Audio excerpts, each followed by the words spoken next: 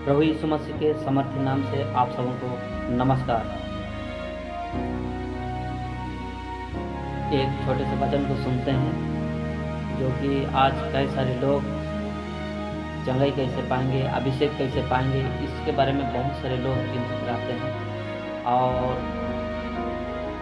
इधर उधर उल्टा पुल्टा उपवास करते हैं, विनती प्रार्थना करते हैं कैसे उपवास करना चाहिए। कोई 1 दिन उपवास करता है, 2 दिन उपवास करता है, 3 दिन उपवास करता है, कोई 4 दिन 5 दिन उपवास करता है। लेकिन उपवास कैसे उपवास करने से एक व्यक्ति को उसका चंगाई चाहे तो अभिषेक मिल सकता है, इसके बारे में थोड़ा सा हम लोग सुनते हैं। और ये जो वचन है, जो लोग एक्चुअली में सचमुच में जीवित प्रभु यीशु मसीह परमेश्वर यहोवा का उस चंगाई और उस अभिषेक को पाने के लिए खोज रहे हैं, उनके लिए ये विशेष वचन होगा। तो एक बार सुनते हैं। लेंट बोलते हैं, लेकिन एक्चुअली में लेंट क्या चीज़ है, किसको लेंट बोलते हैं, आइए हम लोग सुनते हैं हकीकत में लेंट क्या है, लेंट का वास्तविक क्या है। संसार का सब पाप बुराई को छोड़ के पश्चाताप करके मन फिरा के प्रभु यीशु मसीह परमेश्वर में पूर्ण विश्वास करके जो कोई विनती प्रार्थना करता है, विनती करता है, प्रार्थना करता है, पुकारता है, मांगता है, एक्चुअली में आशीष तो उनको मिलता है, चंगाई तो उनको मिलता है, शांति तो उनको मिलता है, अभिषेक तो उनको मिलता है, समर्थ तो उनको मिलता है। जो लोग सचमुच में यीशु परमेश्वर का आशीष, चंगाई, शांति, अभिषेक, समर्थ को पाना चाहते हैं, वो लोग को सचमुच में यीशु परमेश्वर में विश्वास, पूरी विश्वास करना पड़ता है। वो लोग को सचमुच में यीशु परमेश्वर में पूरा विश्वास करना पड़ता है। वो लोग को सचमुच में यीशु परमेश्वर को पूरी स्वीकार करना पड़ता है। वो लोग को सचमुच में यीशु परमेश्वर के साथ जीने मरने की कसमें खाना पड़ता है, तब उनको ब्लेस मिलता है, तब उनको हीलिंग मिलता है, तब उनको मिरेकल मिलता है, तब उनको एनॉइंटिंग मिलता है, तब उनको इंटरनल लाइफ मिलता है।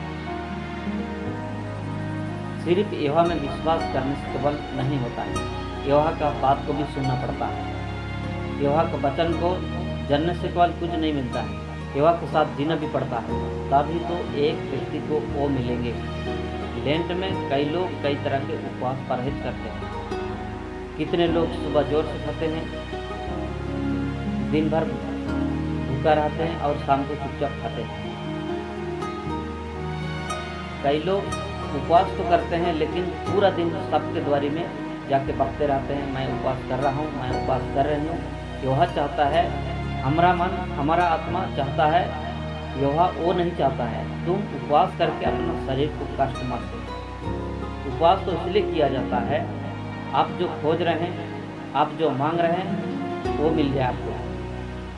आपको यीशु परमेश्वर का आशीष चाहिए, इसलिए आपको यीशु परमेश्वर में पूर्ण विश्वास करना होगा।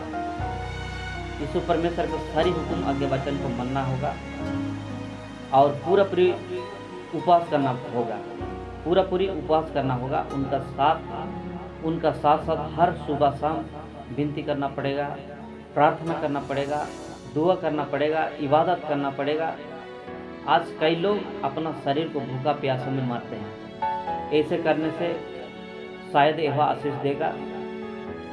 शरीर को दुख और चोट देने वाले तो दुनिया के कई बड़े धर्मगुरु, धर्म नेता लोग करते हैं।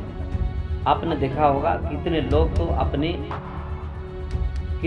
अपने देवी देवता को खुश करने के लिए अपने हाथ को काटते हैं, ब्लेड मारते हैं, चाकू मारते हैं, खून देते हैं, किसी को जान से मार देते हैं, किसी को बलि चढ़ा देते हैं। बाइबल पहला राजा 28 आयत में पुराने नियम में बाल देवता के झूठे नबी भी अपने शरीर को छुरियों और बर्छों से यहाँ वहाँ काट कर अपना लहू बहाते थे, अपना देवता को खुश करने के लिए। लेकिन उन्हें कोई आशीष, कोई जीवन नहीं मिलता था। उनको सिर्फ दुख और चोट और तकलीफ और दर्द मिलता है। बाइबल मत्ती 6 अध्याय 16, 17, 18 आयत में यीशु ने लोगों को समझाया, जब भी तुम उपवास करोगे, यीशु ने कहा यीशु ने समझाया अपने चेलों को, लोगों को बताया, जब भी तुम उपवास करोगे तो बाहर किसी को पता नहीं चलनी चाहिए, बाहर किसी को नहीं जाना चाहिए, सार्वजनिक तौर से पब्लिकली किसी को भी पता नहीं चलना चाहिए। तुमने उपवास रखा है बोल के किसी को भी पता नहीं चलनी चाहिए। अगर तुम उपवास रखा है बोल के किसी को भी पता चल गया तो तुम्हारा उपवास भंग हो जाएगा, ब्रेक हो जाएगा, टूट जाएगा, ढोंग हो जाएगा। जैसा काल इजराइल में कपटी फरीसी और शास्त्री लोगों को खुश करने के लिए ढोंग करते थे। उपवास तो बिल्कुल गुप्त होना चाहिए। असल में उपवास गुप्त होता है। तुम्हारा प्रार्थना भी गुप्त होना चाहिए, क्योंकि यहोवा पिता परमेश्वर वही गुप्त में ही तुम्हारा सुनेगा। शांति का पिता वही शांति में ही सुनेगा। अगर कोई भी यहोवा का हिसाब से उपवास नहीं कर रहा है तो उस व्यक्ति को कोई आशीष, कोई जीवन नहीं मिलेगा। अगर कोई अपना गिरजा कलीसिया का नियम कानून के हिसाब से उपवास करता है, चाहे मीट मछली नहीं खाने से परहेज करता है, तो उपवास का कोई भी मतलब नहीं होता है। क्या यहोवा लेंट में मीट मछली खाने से नाराज होते हैं? बिल्कुल नहीं। नूह के समय में जो जल प्रलय आया था, उस समय सारा साग पात नष्ट हो गया था। बाइबल उत्पत्ति 9 अध्याय 3 आयत में इसलिए परमेश्वर ने मनुष्य को भोजन की पूर्ति करने के लिए अनुमति दिया, मांस खाने की अनुमति दिया। यीशु मांस और मछली खाता था। अपने पकड़ाए जाने से एक दिन पहले फसह का पार्क पर अपने चेलों के साथ फसह का मेमना खाया। बाइबल कभी नहीं कहती है कि तुम मीट मछली नहीं खाओगे तो यहोवा को प्रसन्न कर सकोगे। बाइबल पहला तीमुथियुस 4 अध्याय 3 आयत में कुछ झूठे कपटी मनुष्य लोगों को भोजन की कुछ वस्तुओं से परे रहने की आज्ञा देते हैं, खाने पीने से लोगों को दूर करते हैं। परमेश्वर तो इसलिए सृष्टि किया, इसलिए बनाया है कि विश्वासी, सत्य के पहचानने वाले, सत्य के जानने वाले, यीशु परमेश्वर में विश्वास करने वाले उन्हें धन्यवाद के साथ खाएंगे। यह जो भी मनुष्य के लिए बनाए हैं, हर वो चीज़ सब ठीक है। जो लोग सचमुच में यीशु परमेश्वर में विश्वास करते हैं उन लोगों के लिए जहर भी ठीक है।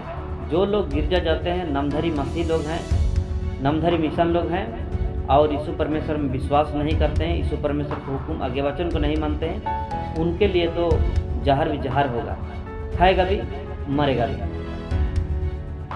परंतु जो लोग सचमुच में यीशु परमेश्वर में विश्वास करते हैं, यीशु परमेश्वर को सेवा महिमा करते हैं, यीशु परमेश्वर का सारी हुक्म आज्ञा वचन को मानते हैं, यीशु परमेश्वर के साथ जीवन जीते हैं, यीशु परमेश्वर के साथ जीते मरते हैं, वे सभी लोग तो कुछ भी खाएंगे, वे सभी लोग धन्यवाद के साथ में खाएंगे, धन्यवाद के साथ खा रहे हैं।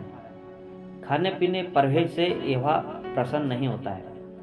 यीशु के बलिदान से मिलने वाले पापों की क्षमा पर विश्वास करने से यहोवा प्रसन्न होता है।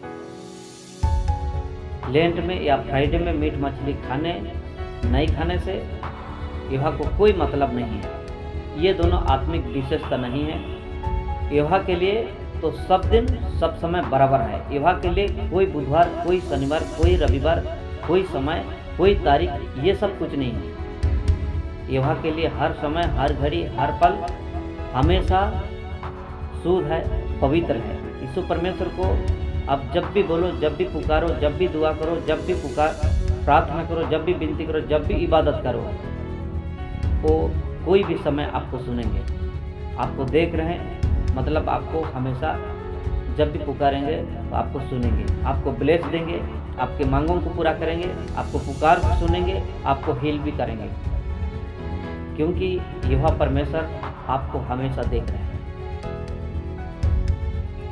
यहोवा परमेश्वर आपका हर अच्छे काम और हर बुरे काम को देख रहे हैं। इसलिए जब भी आप यहोवा परमेश्वर को पुकारो, चाहे आप दुआ करो, तो आप बड़े आदर और बड़े सम्मान के साथ उसको पुकारो, क्योंकि वो जीवित यहोवा परमेश्वर है। लेंट में या फ्राइडे को मांस मछली ना खाना, ये सब तो रोमन कलीसिया का बनाया हुआ रीति रिवाज है, बाइबल का नहीं है।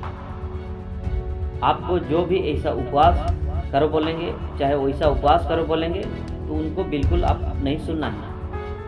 आपको तुरंत एक व्यक्ति ऐसा उपवास करो, वैसा उपवास करो, इतना दिन करो, उतना दिन करो, जब भी बोलेंगे तो उस बात को आपको सुनना नहीं है। आप तुरंत उनका बात को फॉलो नहीं करना है, सुनना भी नहीं है। एक अभिषेक व्यक्ति सिर्फ यीशु परमेश्वर का ही सच्चाई बात को बोलेगा। आपको यीशु परमेश्वर का आशीष चाहिए, अगर आपको सचमुच में यीशु परमेश्वर चाहिए तो आपको सिर्फ यीशु परमेश्वर की बातों को ही सुनना है। प्रार्थना भी करना है, पुकारना भी है, उपवास भी करना है, यीशु परमेश्वर का हिसाब से ही करना है। जो कुछ भी कीजिए, अगर आप उपवास करते हो, अगर उपवास कर रहे हो, यीशु परमेश्वर जो बोल रहे हैं उसी आधार से उपवास कीजिए, तभी तो आपको उपवास का कुछ फायदा होगा, नहीं तो कोई मतलब नहीं रह जाएगा। क्योंकि जीवन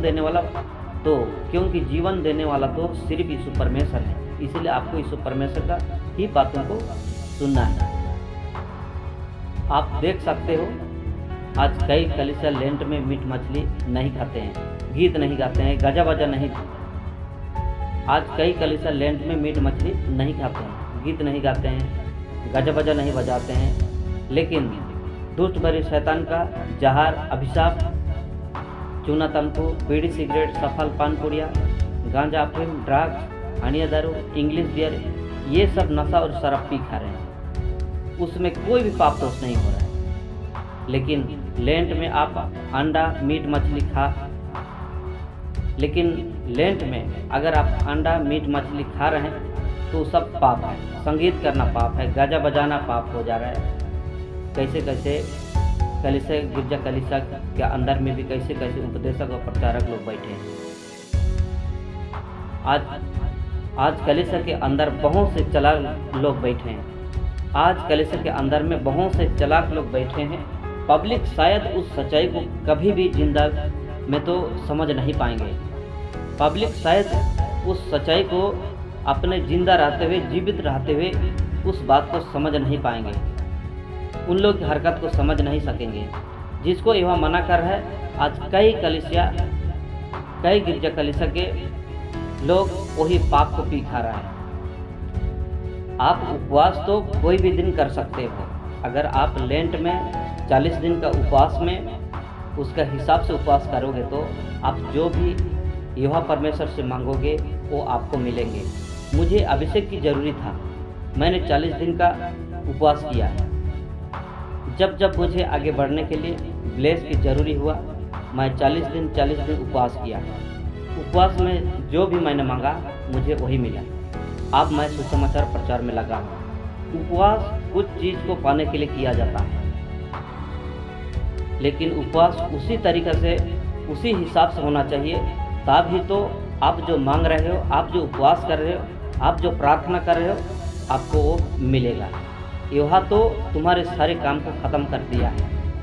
यीशु एक बार मरा, हमेशा के लिए आज जीवित है। अगर आप सोचते हो लेंट में यीशु हर साल मर जाता है तो आप गलती कर रहे हो।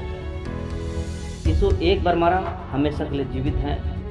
अब तुम खा पी के भी विनती प्रार्थना कर सकते हो। खाने पीने से कोई किसी को अशुद्ध नहीं कर सकता है। यीशु ने कहा बाइबल मत्ती 7 अध्याय 18 से 20 आयत में, जो वस्तु बाहर से मनुष्य के भीतर जाती है, जो वस्तु बाहर से मनुष्य के भीतर जाती है वह मनुष्य को अशुद्ध नहीं कर सकती है। खाने के लिए दिया है यहोवा, जो भी मनुष्य को खाने के लिए दिया है वो सबको खाने से मनुष्य को कोई भी हानिकारक नहीं है, क्योंकि तुम जो खाते हो वह मन में नहीं जाती, पेट में जाता है। क्योंकि तुम जो खाते हो वह मन में नहीं जाती, पेट में जाती है और सडास में निकल जाती है। यह बोलकर यीशु हर भोजन वस्तु को शुद्ध ठहराया है। जो मनुष्य का मुंह के अंदर से गंदी गलियां निकलता है, बुरी बातें निकलता है, झूठे बातें निकलता है, वही तो मनुष्य को अशुद्ध करता है। वही तो एक अभिषेक व्यक्ति को भी आगे बढ़ने से रोकता है। वही तो एक अभिषेक पाने से भी रोकता है। वही तो एक चमत्कार को पाने से भी रोकता है। किसी भी प्रकार का भोजन वस्तु मनुष्य को अशुद्ध नहीं कर सकता है। किसी भी प्रकार का भोजन वस्तु मनुष्य को अशुद्ध नहीं करता है, पर मनुष्य का पूरा सोच विचार उसको अशुद्ध करता है। हीलिंग पाने से रोक देता है, ब्लेस पाने से रोक देता है, प्रभु से दूर कर देता है। यीशु कल इजराइल में लोगों को हमेशा बोला, तुम अपना बुरा सोच विचार, बुरा बर्ताव, बुरा व्यवहार, बुरा काम को छोड़ो तो पिता तुम्हें ग्रहण करेगा, पिता तुम्हें स्वीकार करेगा। जो तुम चाहते हो वो तुम्हें मिल जाएंगे। अब यीशु में आके, प्रभु में आके एक दूसरे का बुराई बदनाम नहीं कर सकते हो, एक दूसरे का निंदा शिकायत नहीं कर सकते हो, अपने मुंह से गांधी गांधी गलियां बाक नहीं सकते हो। आप अपने मन से भी बुरे बेविचार पाप दोष नहीं कर सकते हो। अगर तुम वैसे भी सोचते हो प्रभु में आकर, यीशु में आकर, तो तुम्हारे लिए पाप होगा। लड़ाई झगड़ा नहीं कर सकते हो, सांसारिक जीवन यापन नहीं कर सकते हो। अगर तुम प्रभु में आके, यीशु में आके गंदी गलियां बाकोगे, बुरी बातें बोलोगे, बुराई बदनाम करोगे, निंदा शिकायत करोगे, सांसारिक जीवन जियोगे, प्रभु में आके तुम्हारा क्या फायदा है? कोई फायदा नहीं होगा। जो ब्लेस, जो हीलिंग तुम्हें मिलना चाहिए, जो चंगाई तुमको मिलना चाहिए, जो अभिषेक तुमको मिलना चाहिए, तुम तो खुद ही उनको आने से रोक दिया, मिलने से रोक दिया, पाने से रोक दिया। जो चीज़ प्रभु बोल रहे हैं उनको तुमको सुनना है, उनको तुमको मानना है। प्रभु में आके किसी का बात को सुनना नहीं है। आज बहुत सारे हीलिंग मिनिस्ट्री या हीलिंग प्रोग्राम दे रहे हैं, बहुत सारे कई लोग उन प्रभु के दास, प्रभु के अभिषेक लोगों के ऊपर में बहुत सारे बातें, बुरी बातें, बुरे विचार, बुरे शब्द बोलते हैं। ये गलत लोग हैं, ये अच्छे लोग नहीं हैं, इस तरह की बातें बोलते हैं। लेकिन उन सभी बात प्रभु जानते हैं, प्रभु के लोग हैं। प्रभु में आके किसी का बात को सुनना नहीं है, प्रभु में आके सिर्फ प्रभु का बात सुनना है। जिस झुंड में प्रभु का बात नहीं है, जिस सभा में प्रभु का बात नहीं मानते, जिस मंडली में प्रभु का बात नहीं मानते हैं, जिस गांव में प्रभु का बात नहीं मानते हैं, जिन लोग प्रभु का बात को नहीं मानते हैं, वैसे ऐसे लोगों से तुम निकलो और अलग हो जाओ। प्रभु असल में वही तो चाहते हैं, उसी में ही तुम्हारा उद्धार है, उसी में तुम्हारा हीलिंग है, उसी में ही तुम्हारा अभिषेक है। आज बहुत से लोग प्रभु का प्रचार तो कर रहे हैं, वो लोग प्रभु को जानते हैं, वो लोग प्रभु का बात बोलते हैं, वो लोग प्रभु का बात बोलते हैं। आज बहुत से लोग प्रभु का प्रचार कर रहे हैं, वो लोग प्रभु को जानते हैं, वो लोग प्रभु का बात बोलते हैं, वो लोग प्रभु का बारे एक दूसरे को समझाते हैं, लेकिन खुद को वो लोग प्रभु में विश्वास नहीं करते हैं।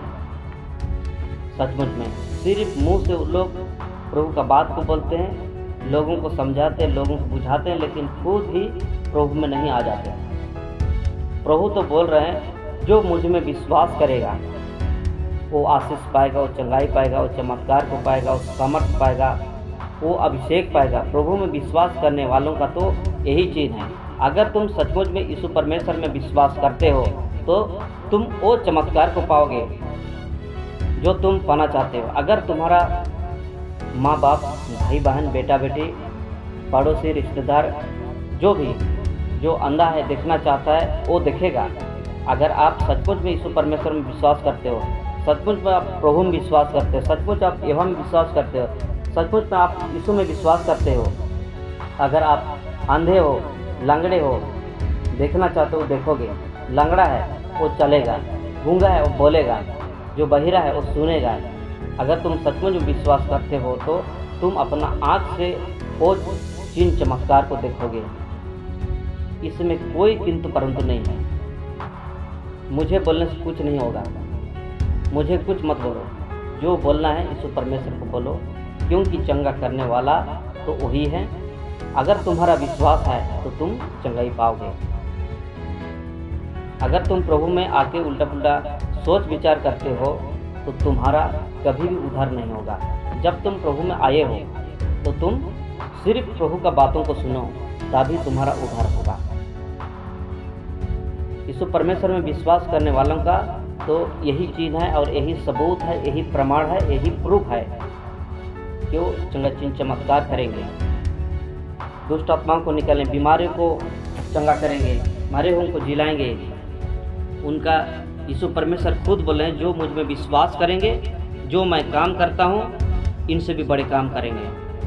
वो चंगे चिन्ह चमत्कार करेंगे, बड़े बड़े आश्चर्यजनक काम करेंगे।